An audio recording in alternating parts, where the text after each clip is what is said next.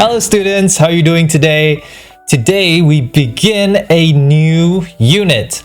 Unit 5A, Globetrotting. First of all, what is Globetrotting? Globetrotting comes from two words. One is globe, which means, well, no, this side, the planet, the globe, and, whoa, I gotta get out of the way, trot. This one here, which is the way that a horse walks. Trot, trot, trot, trot, trot. So globetrotting means traveling around the world. Before we go into the reading passage, what would you eat to survive? Would you eat this thing in the picture? That's balut, by the way, from Philippines. It's a cooked duck egg with an embryo inside. Would you eat that to survive? If you had nothing else to eat and you were so hungry, would you eat that? What else would you eat? So I'm going to show you a video about this dude here, Ed Stafford, and the things that he has eaten in his life to survive.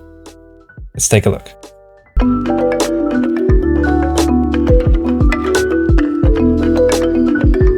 Hi, my name is Ed Stafford. I'm an adventurer on Discovery Channel and I've got a new show out which is Left for Dead. The most disgusting thing I've ever eaten is a skunk because I thought I was trapping a rabbit. Basically I made a deadfall trap, trapped a skunk. When it got triggered, killed it, but then when I was butchering it I cut through the gland that it usually uses to spray gunk at people, and that contaminated all the meat, so that was absolutely gross. But because I killed it and I just thought you've got to eat this, I'm not going to allow it to go to waste, so I did. That was minging. I think one of the dodgiest things I've eaten was they told me it was a puma. It was a tribe that gave it to me. They told me it was a puma. It ended up being a jaguarundi, which is like a small jaguar, but it had been killing the village's chickens, and so they'd shot it, but it had been hanging for about 3 weeks before I was given it, and I was, having to be polite and ate it, and all night long, stomach was just going and started vomiting and defecating quite a lot. The most surprisingly pleasant thing was giant armadillo, actually, which I didn't kill myself, but it was killed by an indigenous tribe in the Amazon and just offered up as, this is what is available right now for you to eat. And I carried like half a giant armadillo with me, which was smoked, and it lasted about a week, and it was utterly delicious. It was just a really refined meat, if that makes any sense. It was like going into a delicatessen and picking the most, it's like aardvark, or it was like you imagine a ridiculously fancy meat, but it was just, I was pretty hungry at the time, you've got to understand, but it was wonderful, quite wonderful. Yeah. So from watching that video, what can you tell about this guy here, Ed Stafford? Is he hardy? Is he a tough guy? Maybe he's a survivor. He can survive anywhere in the world. And what kinds of food has he eaten to survive? I think in the video he talked about eating a baby puma or something like that has been left hanging for 1 week. Ouch. I don't know if I would eat that, but I think if I was dying, yeah, I might just eat it. And so this Ed Stafford is the main character in a passage that we are going to read together. Of course, I will be putting on my sir voice. It's totally me, just in my sir voice. And please read along. I will be pointing the words with my pointer. When British explorer Ed Stafford announced that he wanted to become the first person to walk the 4,000-mile length of the Amazon from source to sea, most people said that he could not do it. They said there was no way any human could survive such a long and dangerous journey. This made Stafford even more determined to prove them wrong.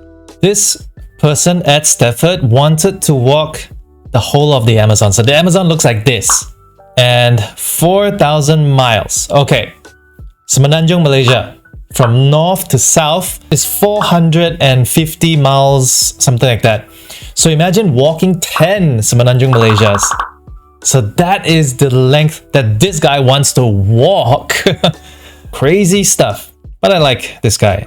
In April 2008, Stafford set off with another trekker who returned home after 3 months. Stafford continued and was joined by a Peruvian forester, Cho. who stayed with him until the end. Stafford had estimated that it would take him a year to complete the journey. However, by the time he reached the Atlantic Ocean, on the other side of the continent, he had been walking continuously for 860 days. Throughout the expedition, he had to carry 40 kilos on his back, which required a lot of strength. A lot of this weight was batteries for his satellite video phone and laptop, which he used to write a blog of his experiences. It's interesting that he went with another person, but this person, returned home only after 3 months. Too bad. Now Stafford's famous and this guy is whoever he is. And yeah, Cho gets mentioned. Cho becomes famous too. And it's pretty amazing that in total he walked for 860 days. Wow, compared to a year, that's like 860 days. How many years is that? Almost 3 years. And he's carrying 40 kilos. And most of it is batteries for a phone and laptop. It sounds like a millennial. You can't survive without your phone or laptop. Along the way, Stafford faced many dangers and challenges. He and Cho often had to cross swamps and rivers with only small inflatable rafts. They came across giant poisonous snakes, electric eels, jaguars, crocodiles, monkeys, and many dangerous insects. They were continuously attacked by mosquitoes, and Stafford was stung twice by scorpions during the journey. A fly buried itself into his head, and he also suffered a tropical skin disease. Sometimes they were forced to survive by eating whatever they could hunt or find. Their diet sometimes consisted of plants, piranha fish, wild cats, and even tortoises. Look at all these animals that they came across. Giant poisonous snakes, electric eels, jaguars, crocodiles, monkeys, and dangerous insects. Yeah, the Amazon has a lot of things that want to kill you. They had to cross swamps on a small inflatable raft. And just like in Malaysia, they were attacked by mosquitoes, and he was stung twice by scorpions during the journey. And a fly buried itself into his head. Oh boy. And what's a tropical skin disease? They had to survive by eating whatever they could hunt or find. Plants, okay. Piranha fish, wild cats, and tortoises. Oh man. Would you eat these animals to survive? Let me know in the comments. Some of the dangers they faced were from humans. The maps they used were often unreliable, and on several occasions they arrived at areas to get supplies and found that logging companies had completely cleared them away. There were problems with the native people too. Several isolated communities living in the jungle saw Stafford and Cho as a threat and chased them with knives and guns. On one occasion, they avoided an attack by agreeing to pay the community chief to be their guide. Yeah, even in the Amazon, they have problems with logging companies clearing away the trees. And they also have isolated communities. It chased them with knives and guns. Many people found it difficult to understand why Stafford wanted to put his life in danger. He explained that no one had achieved anything like it before. That was a good enough reason for doing it. Moreover, he hoped his expedition would make people more aware of the destruction of the rainforest. Sometimes wanting to be a record breaker and the need for adventure can push people to incredible achievements. If that can also help a good cause, it makes it even more remarkable. It's interesting that the reason that he gave for doing all that he did, that 4,000-mile walk, was no one had achieved anything like it before. So he wanted to be first person to do it. And as a side thing, I want to make people aware of the destruction of the rainforest. That's not as important as my personal achievement.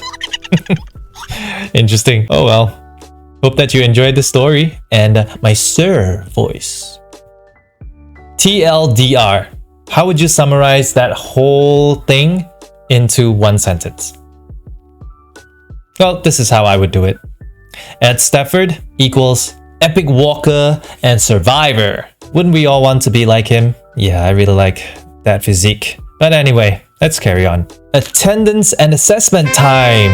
So you have some homework. You'll find a link to the homework assignment in the caption below. And it'll take you to a Google Forms. Just fill in that form the best way that you can. If you're my student, I will take a look at it and give you feedback and grade you accordingly. And if you're someone else's student, then your teacher will do it for you. Stay tuned for the next video because it will be all about listening. Hey, do you like lessons like this? And if you did, please like and subscribe. It gives me a lot of motivation to keep making videos like this. Please stay tuned because the next video is all about listening. Take care.